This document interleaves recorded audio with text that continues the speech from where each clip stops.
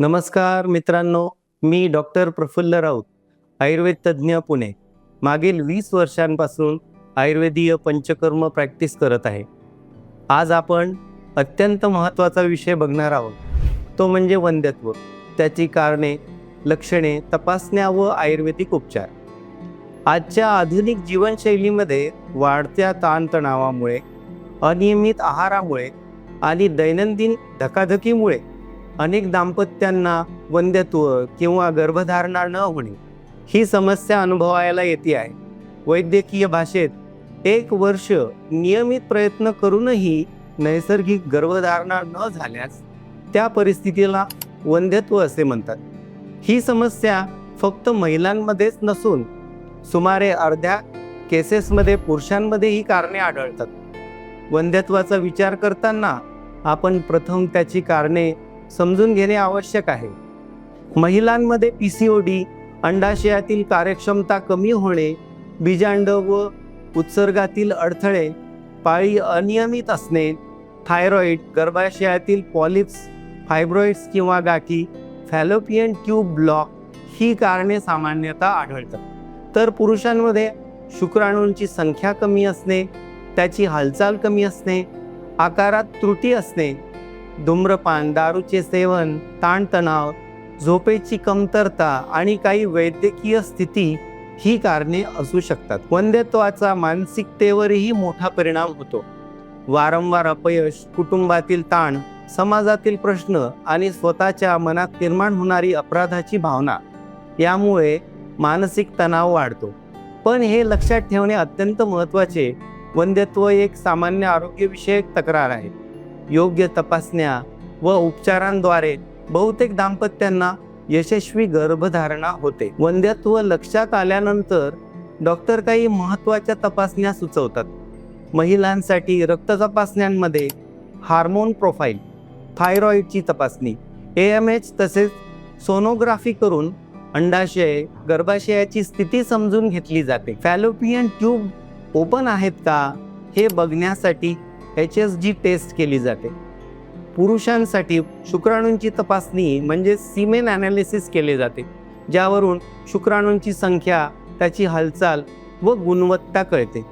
या सर्व तपासण्यांमुळे मूळ कारण शोधता येते व योग्य उपचाराची दिशा ठरते. तपासणीचे रिपोर्ट समोर आल्यावर उपचारांची दिशा ठरविली जाते. जर कारणे सौम्य स्वरूपाची असतील तर जीवनशैली सुधारण्यावर भर दिला जातो.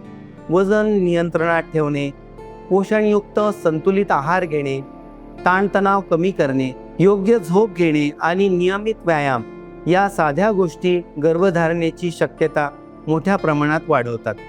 धूम्रपान, मद्यपान, जंक फूड आणि अत्याधिक कॅफीन हे दोघांनीही टाळणे आवश्यक आहे. आहारात प्रोटीन, हिरव्या भाज्या, फळे, ड्राय फ्रूट्स, ओमेगा फॅट्स आणि अँटीऑक्सिडंट्स असलेले पदार्थ उपयुक्त ठरतात. महिलांना पाळी नियमित ठेवण्यासाठी आणि अंडोत्सर्ग सुधारण्यासाठी डॉक्टरांच्या सल्ल्याने औषधं घेतली तर चांगला परिणाम मिळतो. पुरुषांमध्येही विशिष्ट औषधोपचार आणि सप्लिमेंट्स देऊन शुक्राणूंची गुणवत्ता सुधारता येते. काही वेळा आपल्याला नॅचरली कन्सीव्ह होत नाही, म्हणून आधुनिक पद्धतीचा अवलंब करावा लागतो. तसे केल्यास काही हरकत नाही, परंतु त्या अगोदर आयुर्वेदीय पंचकर्म व औषधी घ्याव्या, जेणेकरून तुम्ही घेत असलेल्या आधुनिक उपचारातील IUI किंवा IVF यासारख्या उपचारांचा सक्सेस रेट वाढलेला बघायला मिळतो. तसेच आयुर्वेदिक किंवा आधुनिक उपचार कोणता निवडायचा हे दाम्पत्यांचे वय, आरोग्य, रिपोर्ट्स आणि पूर्वीच्या प्रयत्नांवर अवलंबून असते. आयुर्वेदामध्येही वंध्यत्वासाठी प्रभावी उपचार उपलब्ध आहेत.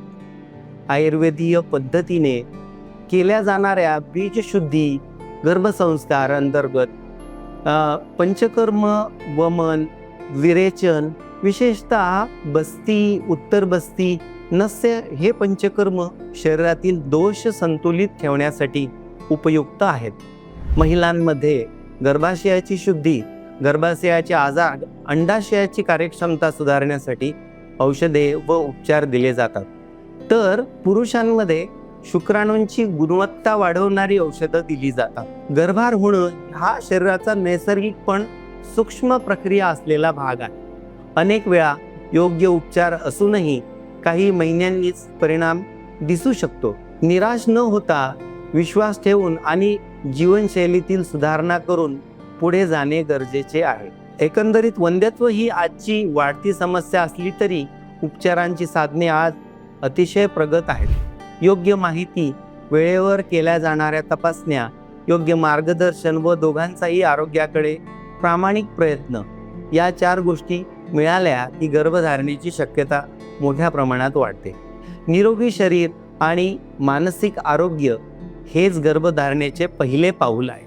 तर मित्रांनो, अशाच प्रकारच्या उपयुक्त माहितीसाठी आमचे व्हिडिओ तुम्हाला बघायला आवडतील. आमच्या इंस्टाग्राम, फेसबुकला फॉलो करा, यूट्यूब चॅनलला सबस्क्राईब करा आणि श्री विश्वार्पण आयुर्वेदला कनेक्ट व्हा. नमस्कार.